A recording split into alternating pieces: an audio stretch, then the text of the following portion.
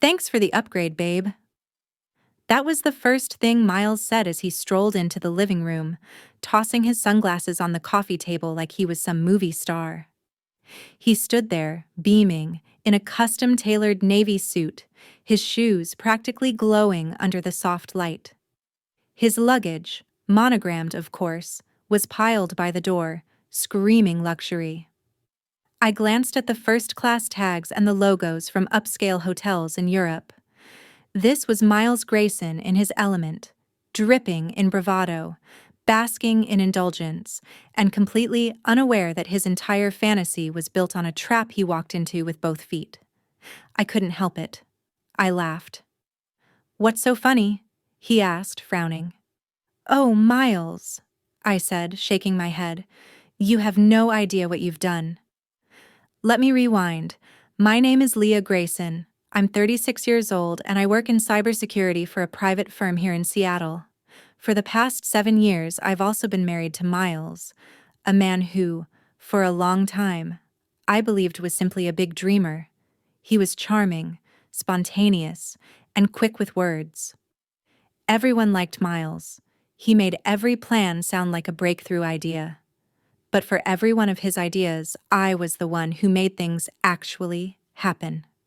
I was the one holding down a steady job, paying bills, building a future, while he drifted from one failed business scheme to the next. I ignored the red flags, the secretive phone calls, the financial dodging, the excuses, because I loved him. Or at least, I loved the version of him I thought was real. I was so used to defending him, to justifying his behavior, that I didn't see what he was becoming. But last week, at 2 a.m., that all changed. I was upstairs, fast asleep. Miles thought I wouldn't notice him creeping down to my office. What he didn't realize was that my home setup is basically a digital fortress. Everything logs activity, every access attempt leaves a trace. I didn't even need to be awake to catch him in the act. You see, in my line of work, I help companies identify cybersecurity threats. I design real-time simulations and training programs to test how employees respond to fraud attempts. One of the tools I built for those exercises is a dummy credit card that automatically flags suspicious activity and pings both internal and federal watchdog systems. It's not tied to my real bank account. It's a ghost card, used for detection training only.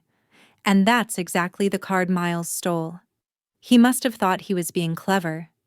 He opened my laptop, found the card information, took photos with his phone, and crept back into bed like nothing happened. But in that moment, he'd essentially hacked a honeypot, and the trap was already set.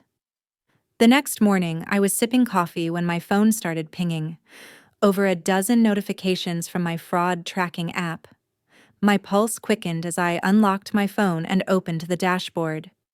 It was like watching a heist movie unfold in real time. $8,000 at a designer suit store in Milan, $12,000 for a week-long stay at a luxury hotel in Paris, another $4,500 on a watch that probably didn't even tell time properly. The total climbed fast, nearly $50,000 in less than 48 hours. My stomach turned, and then I smiled. I took a slow sip of my coffee and picked up the phone. "Ava," I said when my lawyer answered. "You're not going to believe this one." I told her everything. How Miles had stolen a fraud-tracked dummy card, how each purchase had already been logged and flagged by my company's program, how the authorities were likely monitoring the account already. By the time I finished, Ava was howling with laughter. Wait, she gasped, catching her breath. "You're telling me he stole the card you use for simulated fraud training?" "Exactly," I said, biting back my own grin. He committed textbook credit card fraud. On a card that was literally created to catch textbook credit card fraud. "Oh, Leah," she said, still laughing. "This man has no idea what he's just walked into." We agreed not to confront him immediately. I forwarded Ava everything. The logs, screenshots of the alerts, metadata from the transaction reports. She also contacted Agent Pierce, a federal cybercrime investigator I'd collaborated with on a project last year. He was already reviewing the activity by the time she looped him in. "Let him keep going," Ava advised. "The more charges he racks up, the tighter the case becomes. But let's be smart. Document everything." So that's exactly what I did. A day later, Miles left a note on the kitchen counter in his usual scrawl, "Taking some time for myself. Don't wait up. Love you." I didn't even bother pretending to be surprised. I knew what that meant. He was on his way to Europe, spending stolen money to fund his fantasy life. Every hotel stay, every flight, every overpriced cocktail on a rooftop bar. It was all being logged, time-stamped, and mirrored in a federal case file. And every night that followed, I sat back with my phone in one hand and a glass of wine in the other, watching the alerts roll in. $1,200, five-star restaurant, Paris. $3,800, jewelry boutique, Barcelona. $12,400, personal driver and champagne service. Every ping felt like a win. Not because I wanted revenge, but because I was finally in control. This wasn't a case of heartbreak or betrayal anymore. This was strategy, and I was playing a game I'd been trained for. By the end of the week, Agent Pierce called. "Ms. Grayson, we've identified significant fraudulent activity tied to your account. Do you know who might be responsible?" Without hesitation, I said, "Yes, my husband, Miles Grayson." There was a long pause on the other end of the line. "Your husband," he repeated. "That's a first." I explained everything: the dummy account, the training program, how I'd monitored his actions without him realizing it. Pierce let out a low whistle. "We'll need a formal statement, but based on what we've already logged, he's in serious trouble." I thanked him, hung up, and looked out the window at the rainy Seattle skyline. For the first time in years, I felt a strange, calm sense of power, because for once, I wasn't the one cleaning up Miles's mess. This time, he was the case study, and I was about to turn in the final report.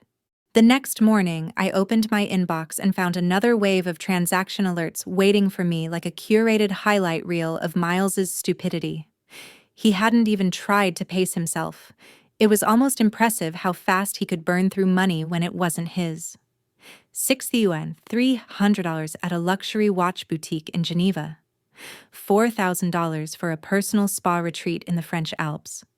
$2,800 on some exclusive rooftop dinner in Barcelona. Probably complete with a view he didn't deserve and champagne he couldn't pronounce. By the third day, the total had exceeded $47,000. But it wasn't just about the amount. It was about the pattern, the consistency, the recklessness, the sheer audacity. I forwarded the updated logs to Ava and Agent Pierce. He responded within an hour. "This is gold," he said. "The system triggered multiple international fraud flags. Law enforcement agencies across 3 countries have records of his transactions now. We're coordinating on the back end." Back in Seattle, I played the calm wife. Miles hadn't called or messaged, not even a check-in. He knew I'd noticed the charges, but he clearly believed he could sweet-talk his way through it once he got home. That's what he always did. Miles relied on charm, on distraction, on the idea that as long as he looked the part of the confident husband, people would believe him. And for a long time, I had. But not anymore. The night before his return, I sat in my apartment alone, sipping herbal tea instead of wine. I was wired, not with nerves, but anticipation. We were so close. Ava and Agent Pierce had everything they needed. The only thing left was the performance. Let him come home. Let him boast. Let him talk. And then, we'd finish this. He arrived the next afternoon. The door opened with that same theatrical flair he used whenever he wanted attention. The way he waltzed in, sunglasses halfway down his nose, lips curled in a smirk. It was like watching a knockoff James Bond audition. "Thanks for the upgrade, babe," he said, arms out as if expecting applause. Seriously, first class? Private concierge? You really outdid yourself. He didn't notice the tightening in my jaw, or maybe he thought it was desire. I leaned back on the couch and smiled. You like the suit? He asked, spinning dramatically before tossing his custom blazer onto the armchair. Milan, hand-stitched. They even monogrammed it. Check the cuff. Oh, I see it, I replied coolly. Very you. He beamed. Told you I had good taste. His duffel bag thudded against the hardwood floor, zippers half open to reveal Gucci boxes, luxury cologne, and a bottle of something French and far too expensive. I had to give him credit. He leaned into the role with confidence. But he had no idea he was bragging to the person who set the stage for his downfall.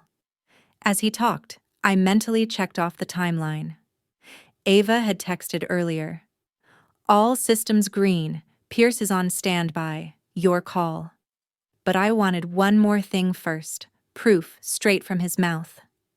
Miles kicked off his shoes and collapsed onto the couch, stretching like he'd returned from battle.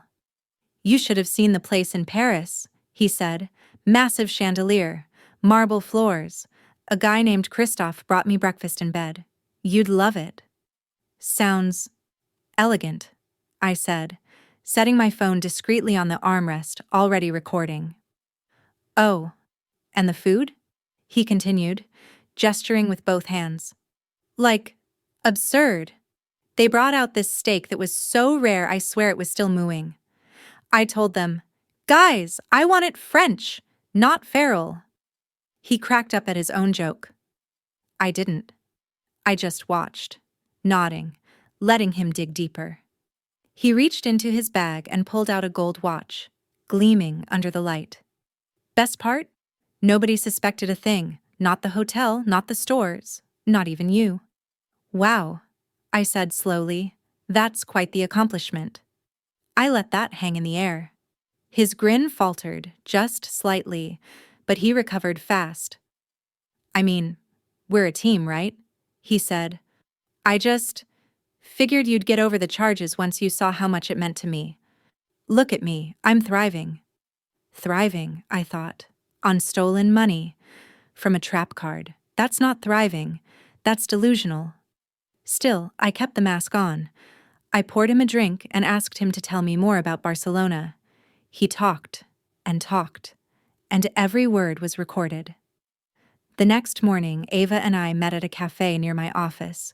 She looked refreshed, energized by the kind of legal slam dunk most lawyers only dream about. She placed her laptop between us and pulled up a shared file. Okay, she said, scrolling. Fraud alerts, GPS metadata, screenshots, merchant receipts, and this. She hit play on the audio. Miles's voice filled the speakers. Nobody suspected a thing, not the hotel, not the stores, not even you. We locked eyes over our coffee cups. It's airtight, I said. Tighter than Fort Knox, Ava replied. Pierce is coordinating with local PD. They'll move on your word. I nodded. I felt the weight of it, the surreal knowledge that this moment had finally arrived. That I wasn't just reacting anymore. I was executing. What's next? I asked. Well, Ava said, sipping her latte, best case scenario, he cuts a deal and avoids jail. Worst case? He's looking at multiple counts. Fraud, identity theft, unlawful use of financial instruments. That dummy card? It triggered 7 different reporting systems. He's got no idea how deep this hole is. Part of me wondered if he ever would. Miles had lived so long in delusion that reality might feel like an ambush. But this wasn't an ambush. It was consequences. And he'd earned every one of them. That evening, I went home early and lit a candle. It wasn't to relax. It was symbolic. I was preparing a funeral. Not for a person, but for a lie. Miles was lounging on the couch, scrolling through travel photos on his phone. Probably thinking about his next move, his next big idea. He didn't even look up when I walked past, but I knew he'd look up soon, because the knock was coming. And this time, I wouldn't be the one answering for his mistakes. The knock came the next morning. I was already dressed, coffee in hand, pacing quietly by the front window. The sky over Seattle was a moody gray, clouds pressing low, heavy with mist. It felt appropriate, like the city itself was bracing for a storm. Miles was sprawled across the couch in his robe, flipping channels, oblivious. He still wore the smugness of someone who believed he'd gotten away with something. His bare wrist even made me laugh. He'd taken off the watch he loved bragging about and placed it beside his espresso on the end table, like a trophy. He hadn't noticed me watching him for the last 10 minutes. He probably thought I was off to work, or maybe still mad about the credit card bills.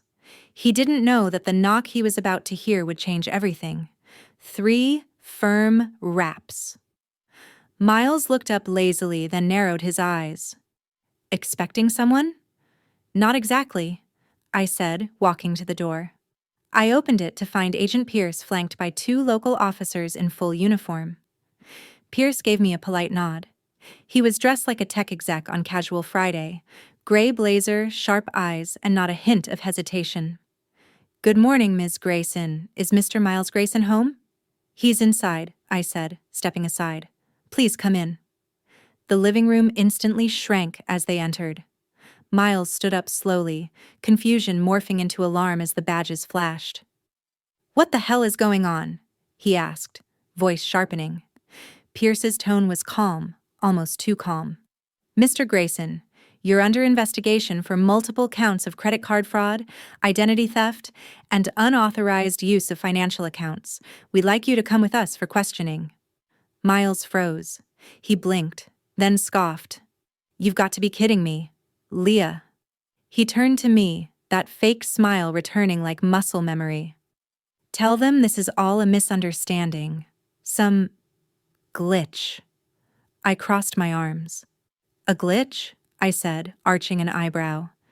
"You mean like when you broke into my laptop, photographed a card you didn't recognize, and charged it into oblivion?" His face blanched. "You knew? I watched it happen, and I watched you gloat about it when you got back. Remember? Nobody suspected a thing. Not even you." I mimicked his voice, cold and clear. "Except I did. From the moment you started lying, I never stopped watching." The officers moved in. One read him his rights while the other asked if he had any personal belongings to bring. "You can't do this," Miles snapped, struggling against their firm grip. "I'm her husband. This is a setup." "Leah, you're my wife. You're supposed to stand by me." I tilted my head, arms still folded. "Funny, I thought husbands weren't supposed to steal from their wives. I guess we both misunderstood the contract." "You won't get away with this," he said, venom in his eyes. I offered a small smile. "Oh, Miles, I already have." The door clicked shut behind them, leaving the living room eerily still. I stood there for a long moment, staring at the empty space where Miles had been. His monogrammed duffel still sat by the door, half-zipped and now pathetic in its silence. The house felt quieter, lighter, like something toxic had finally been pulled from the air. An hour later, I sat across from Ava in her office downtown, sipping a second cup of coffee I barely needed. Her laptop was open, a video of Miles's arrest playing on loop, muted. "He didn't go quietly," I remarked. "They never do," Ava said dryly. "But Pierce said he's already trying to rewrite the story." "No surprise there." "He's claiming you gave him permission to use the card?" she said, scrolling through her notes. "That he thought it was a joint account." I nearly laughed. "That dummy card isn't even linked to my name. It's flagged in 5 different training systems and reports directly to fraud response teams. I literally present it at conferences. It's got bait written all over it." "I know," Ava said, nodding. "We've got the logs. His digital trail is a mess. Every hotel, every watch shop, every airline, he handed us a perfect case. And the audio? Perfectly clear. She hit play. Miles's voice filled the room again, cocky and loud. Nobody suspected a thing. Not the hotel, not the stores, not even you. I stared at the waveform as it danced across the screen. The timestamp matched the night he'd returned. He'd practically narrated his own confession. The next morning, Agent Pierce called. He's admitted to using the card, he said, cutting straight to the point, but he claims he didn't know it was part of a fraud detection program. Says you never explained it. Of course, I replied, because a husband snooping through his wife's laptop and stealing card data is normal. He's trying to pin the mix-up on you, Pierce added. But with the logs, the alerts, and that recording, he's not walking away from this. I felt a wave of relief wash over me. I'd spent so long second-guessing myself in this marriage, so long trying to make excuses for his carelessness, his deceit, his self-serving attitude, and now, I didn't need to justify a thing. What happens next? I asked. We're moving forward with the charges. He's facing multiple felony counts. We're confident in prosecution. And don't worry, every transaction he made is being reversed. You're not liable for a cent. It took me a moment to register that last part. I wasn't just winning. I was walking away clean. That night, I lit a new candle in the living room, the scent of fresh linen and bergamot filling the air. I sat on the couch, phone in hand, scanning through photos of a cabin retreat I'd bookmarked weeks ago, but never booked. The place was just a few hours from Seattle, tucked in the Cascades. Quiet, isolated, the kind of peaceful I hadn't known in years. And now, I could finally go. No excuses, no one draining my bank account, no one waiting in the shadows of my success, pretending to be a partner while hiding poison in their smile. Miles was out of my life. Maybe not officially yet, but spiritually? That chapter had closed. I looked around the room, finally seeing it not as a crime scene, but as mine. Every lamp, every plant, every quiet breath. Mine. It was the sound of justice, the knock at the door, sharp and deliberate. And it happened just as I knew it would. But let's rewind a few hours. The morning after Miles was arrested, the headlines hadn't caught up to him yet, but the fallout had already begun. Ava called me shortly after sunrise. He's already talking, she said, pouring herself a coffee during our video call. And as expected, he's trying to play the victim. Let me guess, I said, adjusting my headset. He claims he thought I wanted him to use the card? Bingo, Ava smirked. He's also pushing this idea that you were emotionally distant and that this was his way of feeling valued. I let out a dry laugh. He felt valued by spending $50,000 on a Paris hotel suite and Swiss watches? You'd be surprised what delusion can justify. Agent Pierce joined the call shortly after. Just so you know, he said, glancing at his notes, he admitted to accessing your laptop without permission. That alone nails unauthorized access. And the recording? Seals it, he confirmed. We're charging him with fraud, identity theft, and computer intrusion. The amount spent, the international aspect, and the fact it was tied to a federal training tool. This isn't minor. He's looking at felony-level consequences. And I'm protected? I asked, just to be sure. Absolutely, he nodded. The buyer protection protocol's activated automatically. None of the debt falls on you. Your name's already been cleared.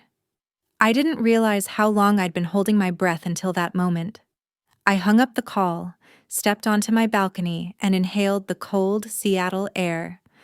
My fingers trembled slightly, not from fear, but from sheer adrenaline. The game Miles tried to play was over, and now the world would see who he really was.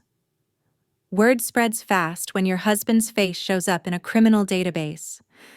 By mid-afternoon, my phone buzzed with texts from acquaintances, colleagues, even people I hadn't spoken to in years. Is it true? Did Miles really get arrested for credit card fraud? OMG, Leah, I saw the news. The story was starting to unravel publicly.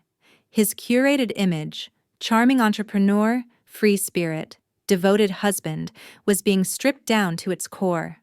Liar, thief, fraud.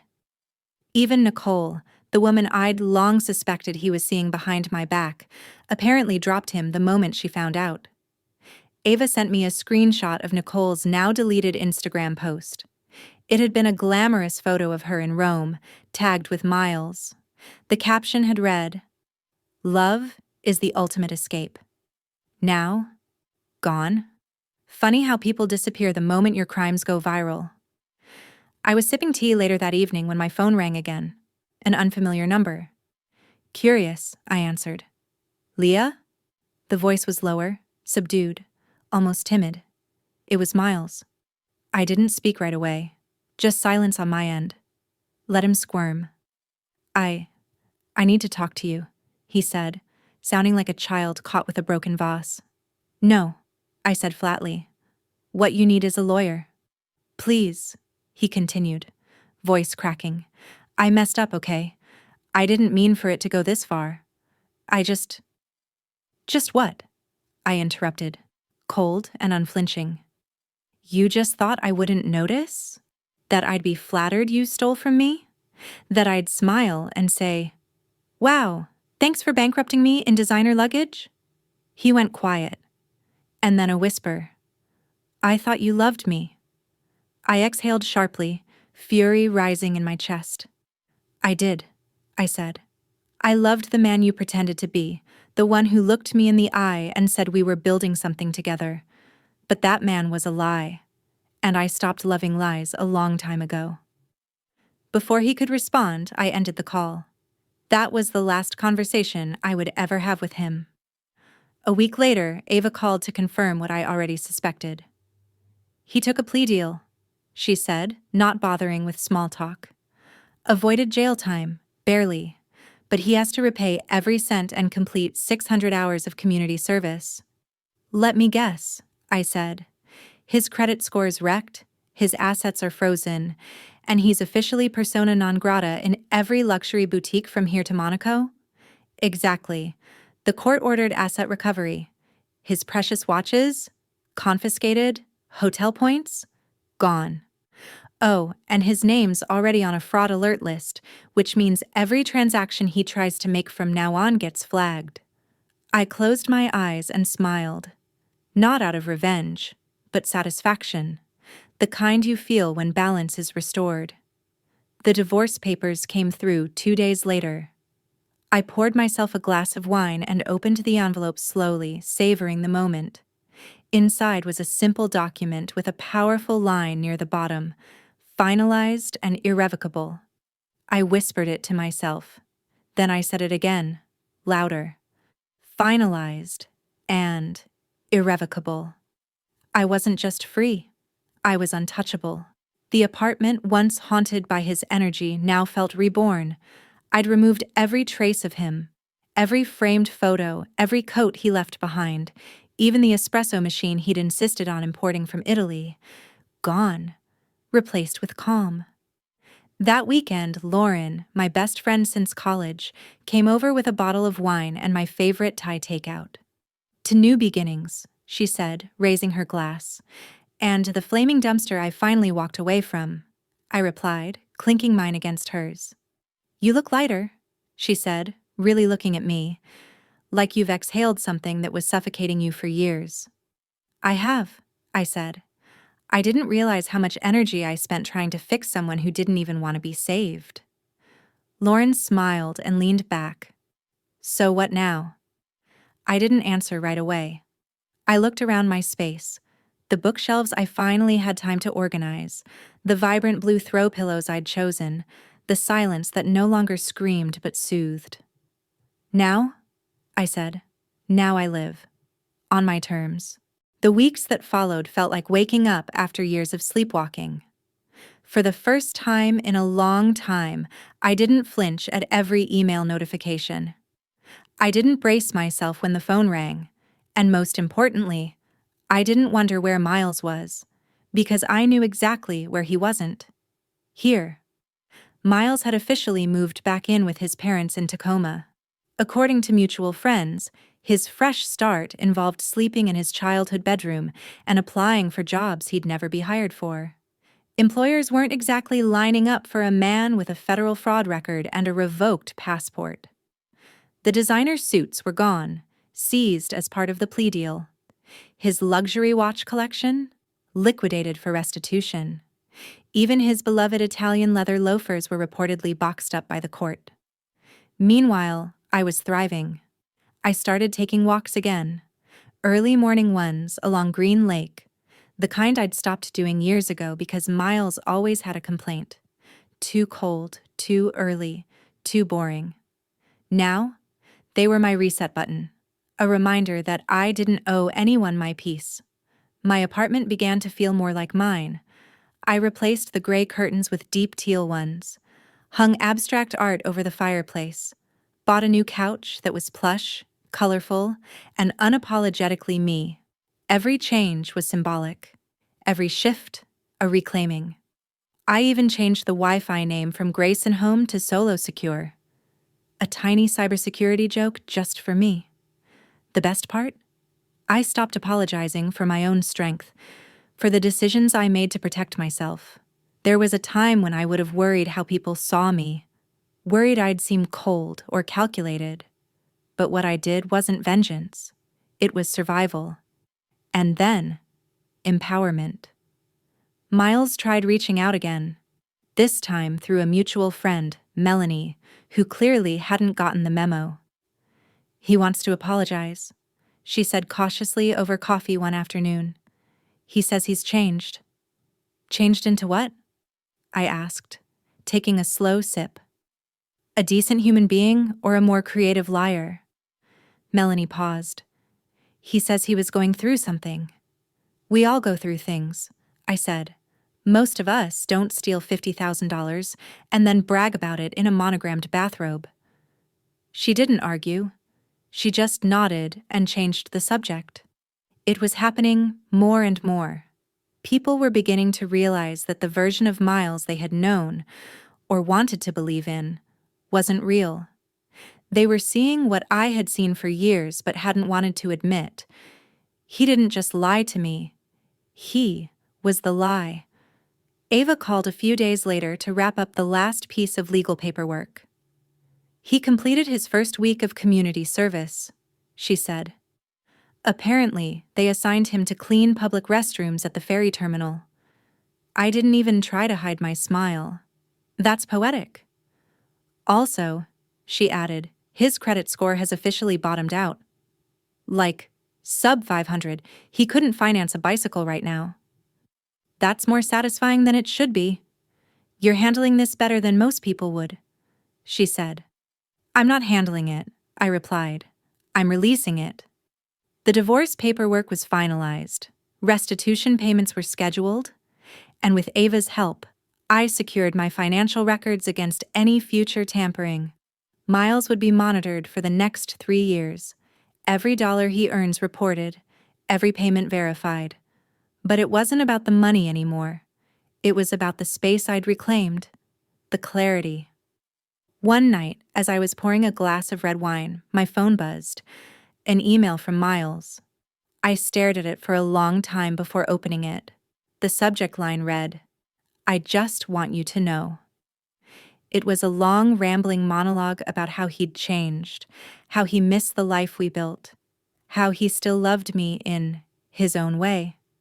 He blamed stress, ambition, his parents, even the pressure of being with someone as smart and successful as me, but nowhere in the message did he mention accountability, no real apology, no understanding of what he'd done. I deleted it without replying. Closure isn't something someone else gives you. It's something you give yourself. That weekend, I packed an overnight bag and headed to a remote cabin I'd rented in the North Cascades. Just me, a stack of books, and the scent of pine in the air. No one demanding anything, no expectations, just silence. And for once, the silence wasn't suffocating. It was healing. I hiked during the day, watched stars at night. I wrote in my journal, something I hadn't done in years. Page after page poured out of me. Anger, relief, memories I was finally ready to let go of. On my last morning, I stood on the edge of a cliff overlooking the valley and whispered something into the wind. You don't get to have the last word, Miles. I do. And that was the final page. When I returned to Seattle, I felt different. Not new exactly, but whole. I wasn't a woman betrayed anymore. I wasn't a victim. I was Leah Grayson, cybersecurity specialist, fraud trap architect, and survivor of the man who thought he could outsmart me. What he failed to realize, what so many like him fail to realize, is that you can't steal from someone who's already outgrown you. You can't hurt someone who's already learned how to protect herself. The man who thought he'd outplayed me ended up on his knees in a fluorescent-lit courtroom, begging for leniency. And me? I'm just getting started. A month after the divorce was finalized, I found myself standing by my apartment window, a warm cup of coffee in hand. The morning light poured into my living room, illuminating the soft teal walls I'd painted just a few weeks earlier. It was quiet, peaceful even. And for the first time in years, that silence felt like comfort, not a warning. Everything had changed, but not in the way I'd feared. Miles was gone, not just from the apartment or from my bank accounts, but from my life, my plans, my future. I no longer felt his presence hovering in the corners of every decision I made. There was no more calculating around his moods, his whims, or his endless excuses. He was just a name on a file, a case number in a federal database, a cautionary tale. Lauren came over that night with wine and Thai takeout, our post-Miles ritual. We curled up on the couch, laughing about old memories, new goals, and the tiny victories that now felt like milestones. Repainting the office, cooking dinner without having to cater to someone else's tastes, reclaiming the remote control. To new beginnings, Lauren toasted. To never settling for less than we deserve, I added, clinking my glass against hers. We didn't talk about Miles that night. We didn't have to. The chapter was closed, the ink dried. But before bed, I opened my email one last time, and there it was. Another message from Miles. Subject line, one last thing. I didn't open it. I didn't need to. I knew it would be more of the same, regret cloaked in manipulation, nostalgia wrapped around denial. He'd probably say he missed me, that he was sorry, that he hoped we could someday talk. But I had nothing left to say. I archived the email, powered down my laptop, and slid into bed with a clear mind and a full heart. The next morning, I did something small, but meaningful. I changed my last name back to Leah Parker, my maiden name. It felt like cutting the final thread that tied me to a life I'd already outgrown. At the DMV, the woman behind the counter glanced at my paperwork. Starting over? She asked casually. Not starting over, I replied. Just getting back to who I was always supposed to be. She smiled and stamped the form. Welcome back, Ms. Parker. Work picked up again. More clients, bigger contracts. One of my fraud prevention case studies had gone viral in industry circles. It was funny in a cosmic kind of way. The very man who tried to steal from me had unknowingly boosted my credibility tenfold. One client even asked if I'd ever dealt with real-life fraud scenarios. I smiled and said, "You have no idea." They offered me a full-time consulting role on the spot. Triple the pay. Full autonomy. I said yes. That weekend, I took another trip. This time to Banff, up in the Canadian Rockies. I hiked, I journaled, I even went kayaking on a glacier lake. Alone, but not lonely. There's something sacred about rediscovering who you are without the noise of someone else's needs constantly drowning your voice. I wrote a line in my journal that day that I'll never forget. Walking away from what hurts you isn't weakness, it's the first act of strength. And I believed it with every fiber of my being. Sometimes I still hear about Miles through mutual friends, former acquaintances, even the occasional awkward message on LinkedIn. He's still trying to rebuild his life, apparently, still struggling to land jobs, still convinced that charm will carry him where character never did. But none of that matters now, because the truth is, his story no longer overlaps with mine. He's a footnote in a much bigger narrative. My narrative. One where I stopped waiting to be rescued and started saving myself. One evening, I sat on my balcony, sipping wine under the stars. The city buzzed quietly beneath me, life moving on like it always does. I thought about everything I'd survived. Not just the fraud, not just the betrayal, but the quiet erosion of my identity that happened over years of minimizing my needs, apologizing for my strength, and making space for someone who never earned it. I thought about the woman I used to be, tired, second-guessing, hesitant. And I thought about who I'd become, confident, grounded, free.